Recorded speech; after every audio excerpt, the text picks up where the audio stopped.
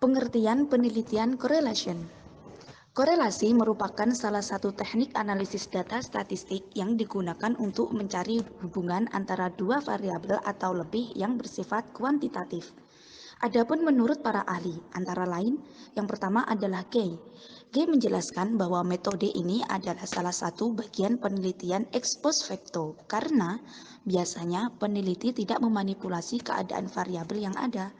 Yang kedua adalah Emzir. Menurut Emzir, metode ini umumnya hanya menafsirkan hubungan antara dua variabel saja, sehingga tidak sampai meneliti hubungan kausalitas. Yang ketiga adalah Surya Brata.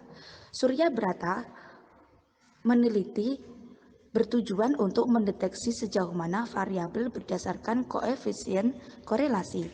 Yang keempat adalah Frenkel dan Whelan. Menurut Frenkel dan Whelan, metode korelasional masuk ke dalam kategori penelitian deskriptif, sebab menurut keduanya, penelitian dengan metode ini adalah upaya untuk menggambarkan kondisi yang sudah terjadi. Nah, secara sederhana dan dapat diambil poin utamanya, penelitian dengan metode korelasi ini bisa diartikan sebagai penelitian yang ditujukan untuk mengetahui hubungan antara dua variabel atau lebih. Tujuan penelitian korelasional. Penelitian korelasional memiliki tujuan untuk menentukan ada apa tidaknya hubungan antara dua variabel atau lebih. Ke arah manakah hubungan tersebut, positif atau negatif? Dan seberapa jauh hubungan yang ada antara dua variabel atau lebih yang dapat diukur. Misalkan saja seperti hubungan antara kecerdasan dengan kreativitas, tinggi badan dengan umur, semangat dengan pencapaian, dan sebagainya. Tujuan dari penyelidikan korelasional adalah untuk mengungkapkan atau menetapkan suatu hubungan atau menggunakan hubungan-hubungan dalam membuat prediksi atau perkiraan.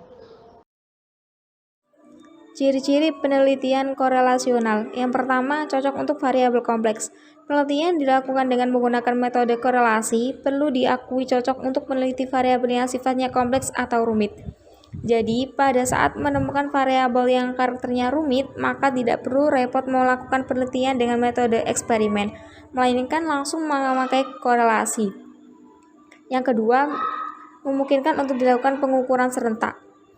Sebab sifatnya yang bertujuan untuk mengetahui ada tidaknya hubungan atau tinggi rendahnya hubungan antara dua variabel atau lebih, maka membuatnya bisa melakukan pengamatan variabel secara bersamaan, sehingga dari segi waktu maupun tenaga bisa dikatakan lebih efisien.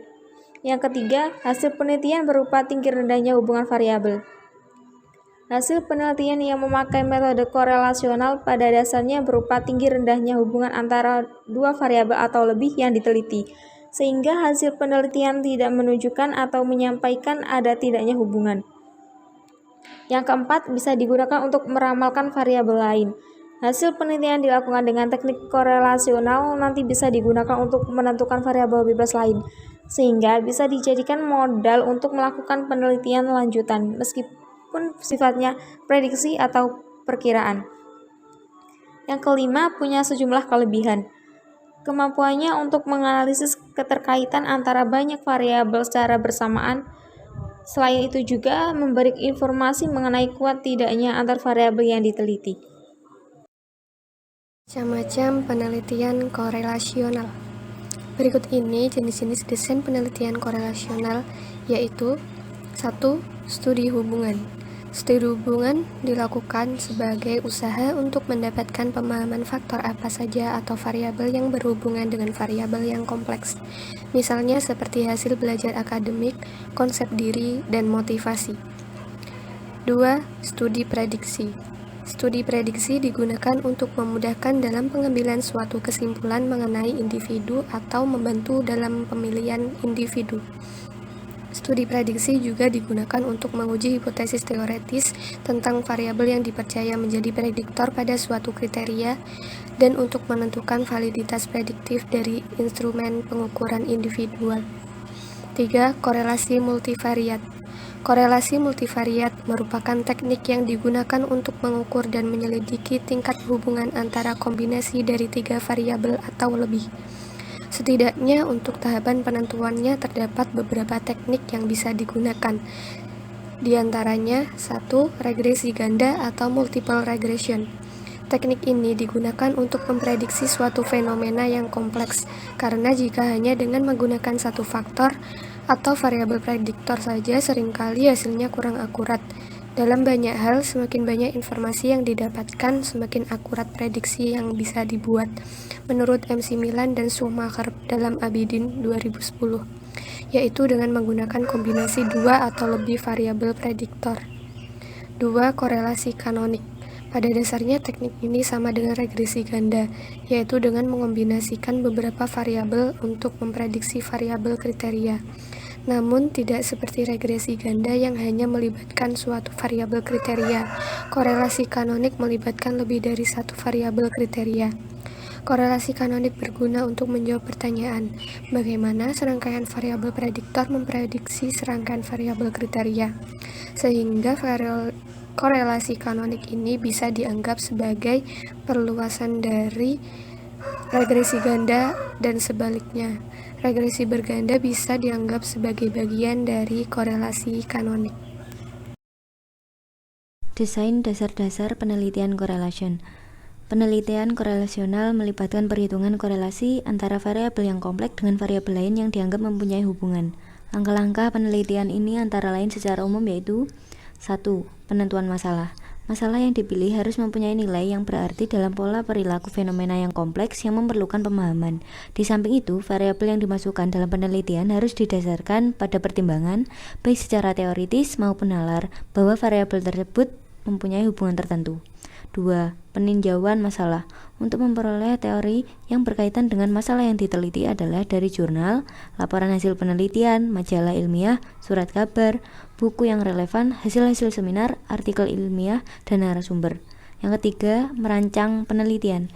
Rancangan penelitian merupakan tahapan di mana peneliti menentukan subjek penelitian yang akan dipilih dan menentukan cara pengolahan datanya.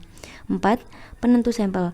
Sampel secara sederhana dapat dikatakan sebagai dari populasi yang dipilih oleh seseorang peneliti yang mewakili populasi tersebut. 5. Pengumpulan data.